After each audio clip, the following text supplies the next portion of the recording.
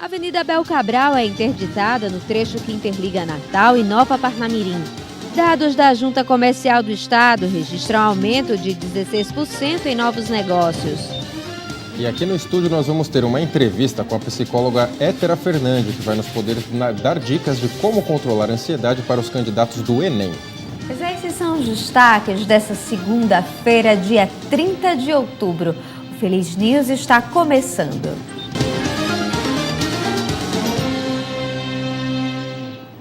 Boa noite. Boa noite.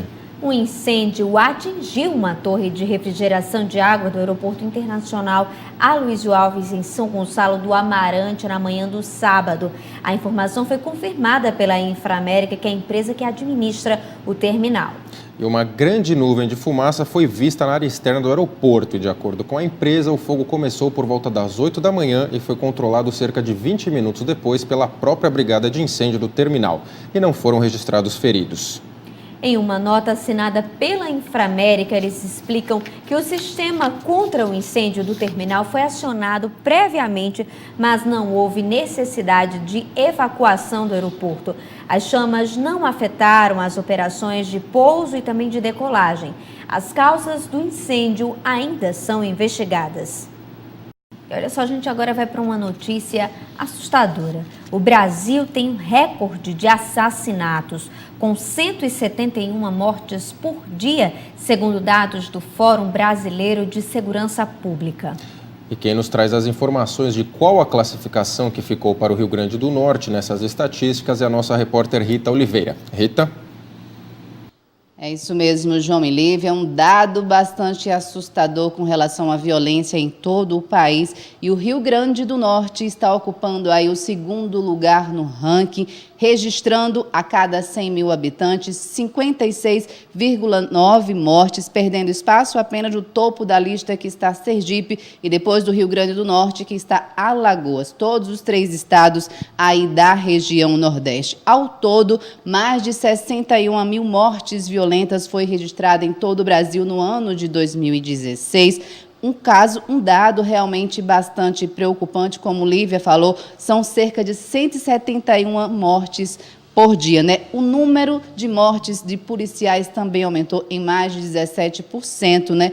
E essas mortes dessas pessoas, no geral, acontecem na faixa etária dos 12 aos 29 anos, e 76% dessas pessoas são negras, né? São dados socioeconômicos aí bastante também relevantes e preocupantes para todo o país. O número de casos de latrocínio registrados em todo o país subiu 57% com relação a 2015. Fica aí, então, alerta para a segurança pública de todo o Brasil do que fazer para conter esses dados que todos os dias aumentam cada vez mais. Lívia, João. Obrigado, Rita. Está aí mais um dado vergonhoso aqui para o nosso estado, né, Lívia? Com certeza, vergonhoso para o Rio Grande do Norte e para o Brasil, e mais assustador, né? Onde esses números vão parar? Até quando a gente vai conseguir sobreviver com esses números de assassinato tão crescentes no nosso estado? E olha só, uma freira morreu na madrugada desse domingo, vítima de um incêndio dentro do educandário Santa Terezinha, isso em Caicó, cidade da região Seridó-Potiguar. E segundo a Polícia Militar, o corpo de Terenice Souza Vilas Boas, de 47 anos, foi encontrado carbonizado após os bombeiros controlarem as chamas. A suspeita é de que o fogo tenha começado após um curto-circuito no quarto onde a religiosa dormia. E veja a seguir as notícias do Esporte Potiguar. E ainda, a Avenida Abel Cabral é interditada no trecho que interliga Natal e Nova Parnamirim. É logo depois do intervalo, a gente volta já.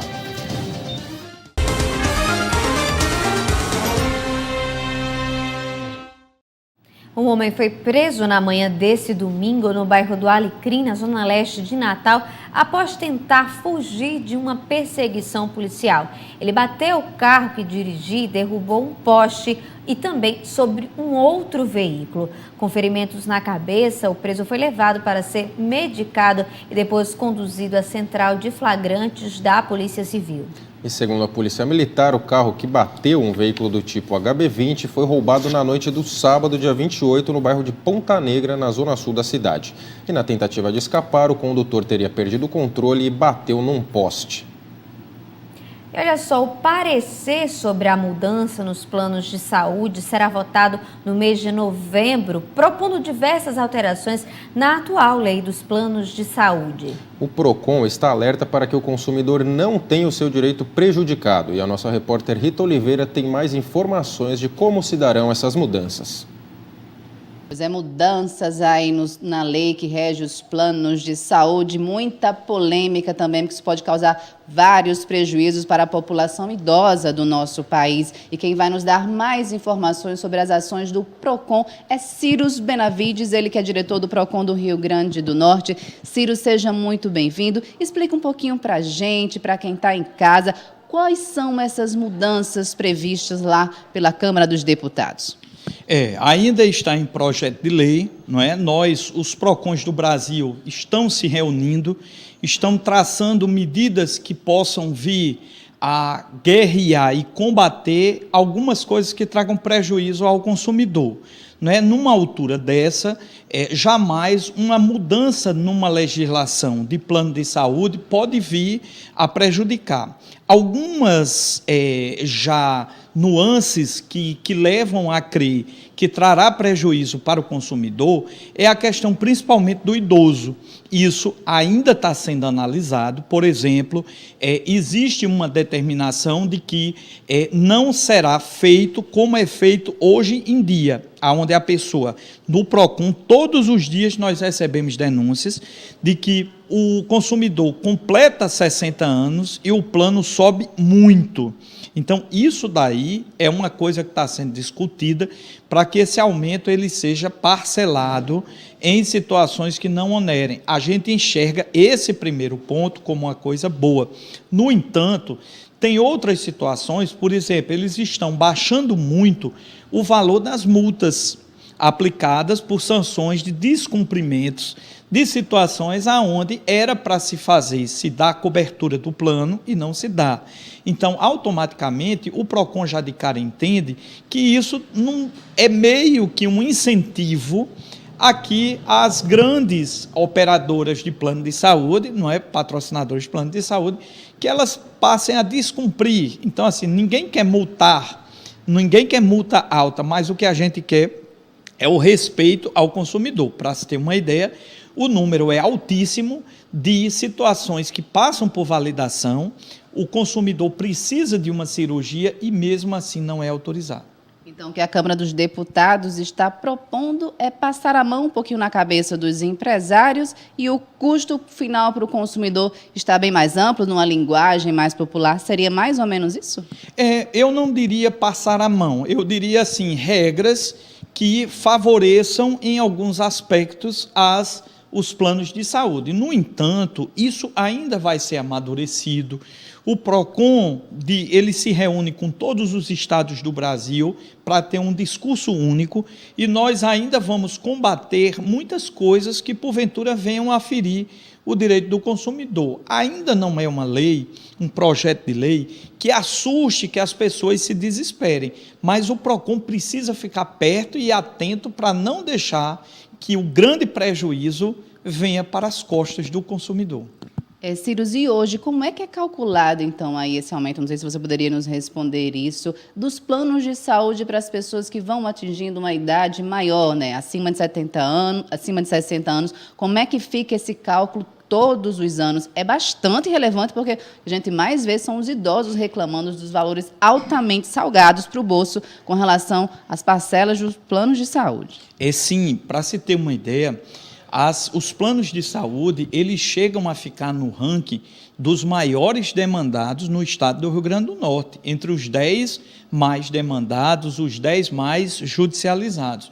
No entanto, o que a gente vê é que, assim como existe para companhias aéreas, as operadoras de plano de saúde, elas têm uma legislação muito específica, é uma legislação que muda muito.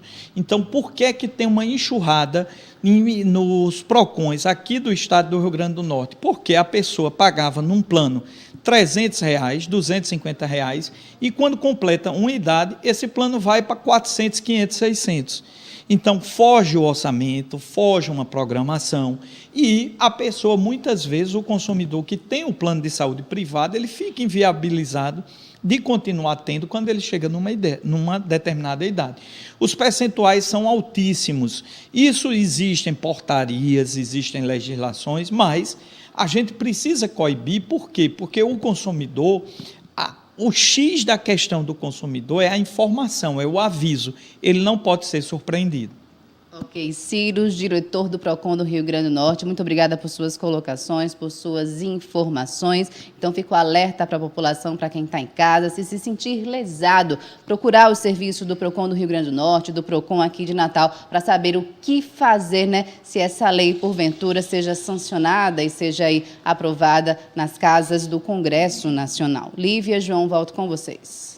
Obrigado, Rita. Sempre muito claras as explicações do Ciro, e a gente vai ficar de olho aqui porque, infelizmente, os planos de saúde são sempre os grandes recordistas do PROCON, né, Lívia? Com certeza. E vamos aguardar, porque os mais, digamos, prejudicados nessa história podem ser os idosos, que no fim da vida são os que mais precisam aí cuidar da saúde. A gente vai ficar aguardando e traz mais informações para vocês aqui no Feliz News.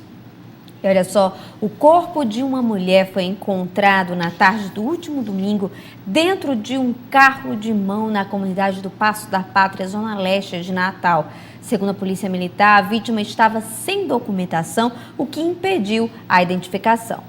E estava coberto por um lençol. O corpo foi deixado na travessa ocidental de baixo, e moradores que, por medo, não quiseram se identificar, chegaram a dizer à polícia que a vítima teria sido morta dentro da comunidade.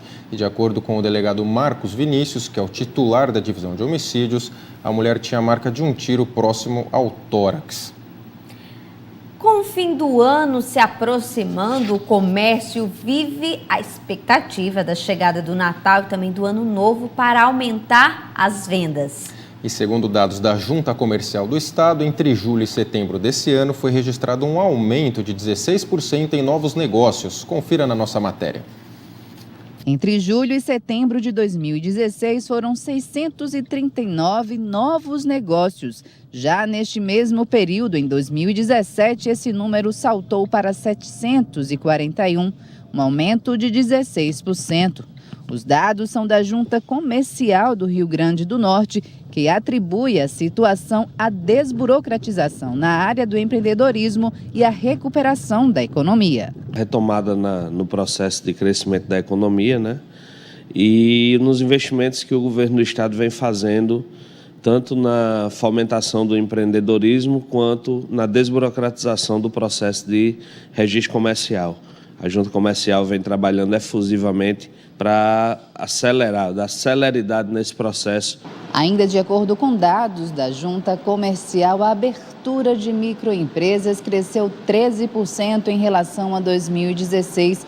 Já as empresas não participantes do Simples Nacional cresceram ainda mais, em torno de 30% só nesses 10 meses de 2017 em todo o Rio Grande do Norte. Edmilson é comerciante, para ele o movimento na economia está melhorando. Mas para abrir um novo empreendimento, na opinião dele, é preciso muita cautela. Eu tenho uma empresa aberta hoje, mas antes disso aí eu quebrei 2 vezes. Por falta de planejamento, por falta de conhecimento. Entendeu? E hoje em dia, para abrir um comércio, a gente tem que ter certeza. Se não tiver certeza do que você quer fazer, isso aí não vai para frente, não. A taxa de crescimento em novos negócios, de modo geral, como serviço, comércio e indústria, já é 2,5% maior que 2016. Para a Federação do Comércio do Rio Grande do Norte, houve também um aumento nas vendas do varejo, mas o consumidor ainda está resistente com relação ao que gastar. Como consumidor, a gente ainda estamos com essa dúvida, né? Porque essas mudanças que está havendo no governo, aí muita gente tem um dinheirinho e fica segurando com medo de ter alguma perda em investir. Então a gente tem que ser mais cauteloso, né, com essa situação, né? E se segurar até quando a gente vê que dá resultado para a gente entrar novamente no comércio. Agora vamos mudar de notícias, né, João? Vamos falar de esporte. O ABC foi a campo contra o Londrina nesse final de semana e fez uma partida histórica. Pois é, e a seleção brasileira de handebol masculino venceu a Argentina e conquistou o título 4 Nações. Confira agora o nosso momento esportivo.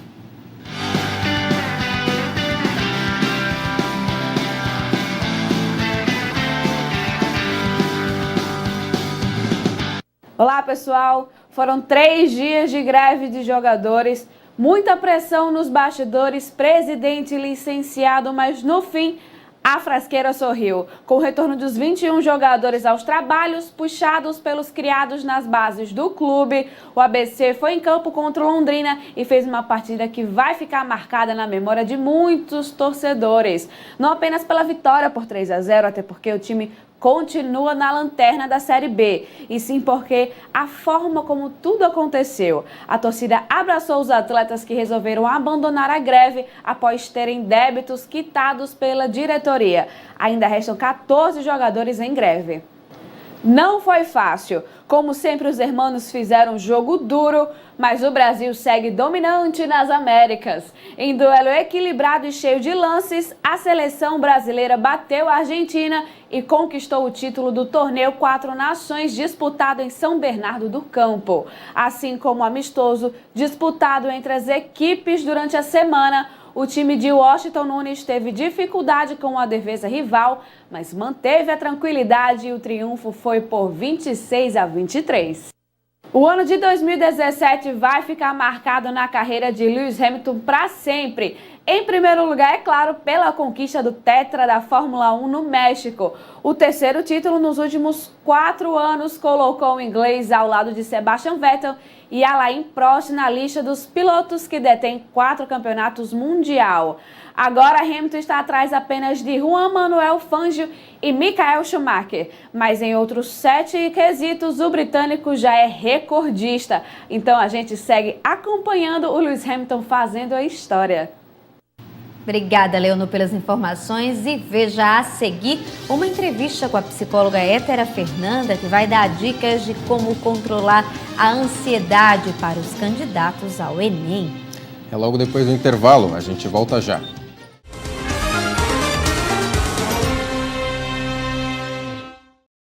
A Avenida Abel Cabral, que interliga Natal em Parnamirim, foi interditada em ambos os sentidos desde sábado. E o motivo é a realização de obras pelo Departamento Nacional de Infraestrutura e Transportes para a construção de um viaduto próximo à Avenida Abel Cabral.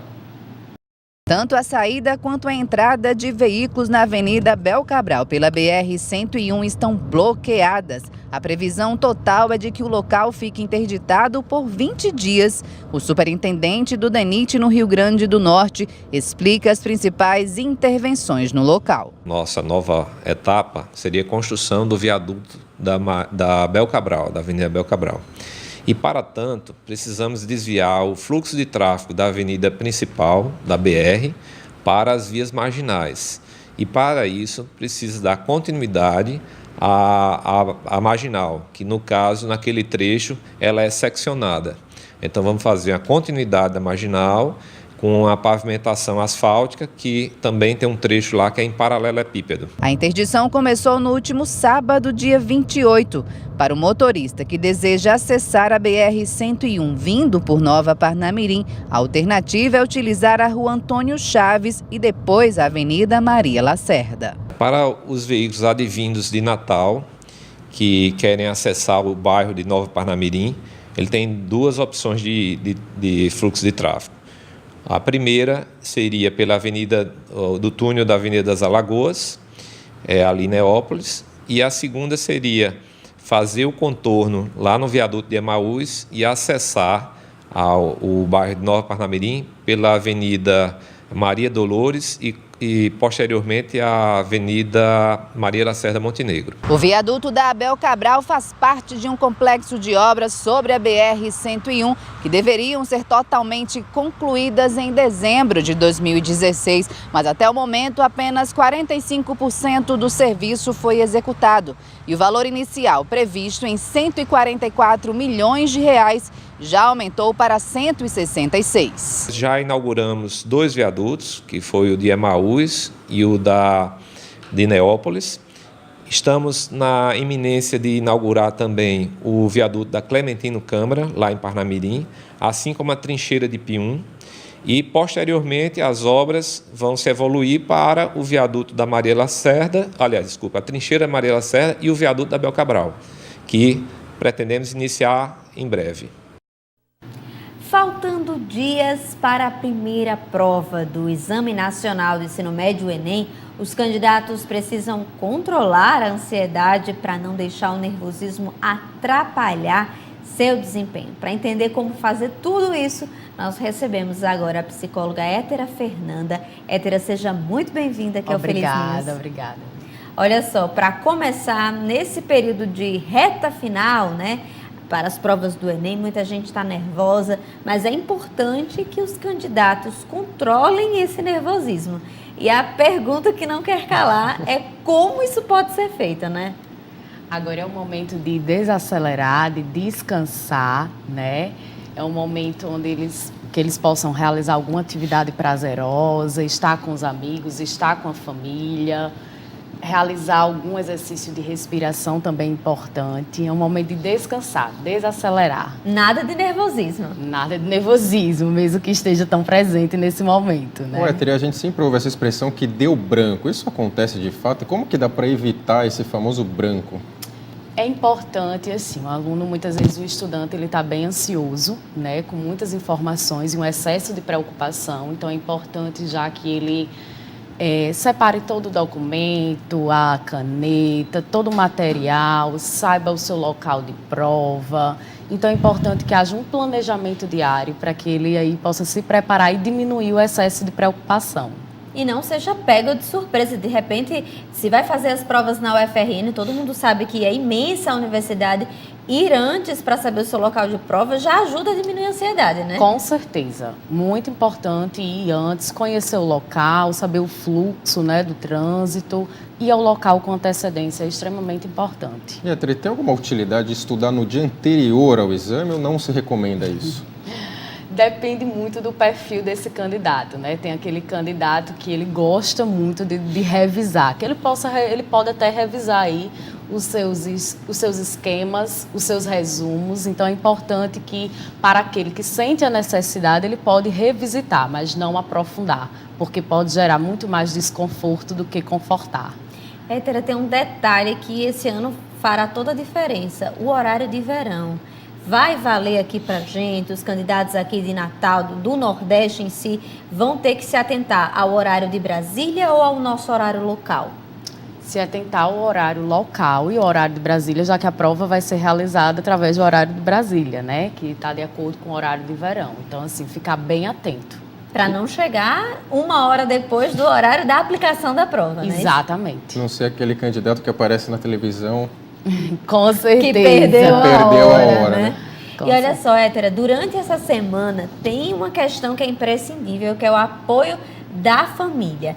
Esse momento, pai e mãe sempre faz aquela pressão psicológica, mas realmente é o momento de ficar, de acompanhar, de mandar o seu filho estudar ou não. É o momento de deixar que ele pense nisso sozinho e faça as suas próprias escolhas. É extremamente importante aí a participação e essa relação de pais e filhos. Então, esse não é um momento de cobranças, é um momento de apoiar, de estar junto, de acompanhar até o local de prova, se possível com antecedência. É um momento de diversão também, de sair, ver um filme juntos. É extremamente importante esse momento, o apoio da família. E no dia da prova, o que o aluno deve fazer para ficar tranquilo, para ir numa boa? Ele pode fazer alguns exercícios de respiração, se alimentar bem, dormir bem, ter um sono tranquilo, né? E se alimentar bem. E principalmente aí tem a questão da gestão de tempo na hora da prova. É uma prova cansativa, uma prova demorada. Então, assim, descansar, relaxar e aí poder gerenciar um pouquinho o tempo. É isso, a gente agradece demais a psicóloga Hétera Fernanda que esteve com a gente passando aí todas as dicas e vamos já começar a segunda-feira desejando boa sorte, né? Esses candidatos que possam de fato controlar a ansiedade. As falas da psicóloga aqui é para trazer paz para todo mundo que vai fazer a prova, né? Planeje a sua semana, planeje o seu dia, o que você vai fazer durante a manhã, a tarde, a noite. É extremamente importante que você possa planejar o seu dia. E assim fazer uma boa prova. Com certeza. Boa sorte a todos. Muito obrigada, Hétera. A gente agradece pela presença, pelas dicas e dá graças a Deus que a gente já passou dessa fase. Já passou dessa fase, graças a Deus. Agora vamos continuar com as notícias. Olha só, a operação investiga fraudes em concursos públicos no Distrito Federal e também em Goiás. E novas regras para adoção dependem de sanção presidencial. Confira o nosso giro de notícias.